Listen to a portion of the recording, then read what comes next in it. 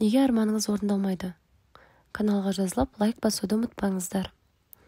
Бірінші, арманыңыздың айқындығы. Ол арманды шынайы қалайсыз ба? Барлығы кітап оқып жатыр деп өзіңізді қинап кітап оқудың қажет жоқ. Егер оған қызықпасаңыз. Шынайы, шын жүрекпен қалайтын, оны ойлағанда көздеріңіз жайнайтындай арман болу қажет. Шын қалайтын. Екінші, жету жолы, яғни алға қойған міндеттеріңізді анықтаңыз.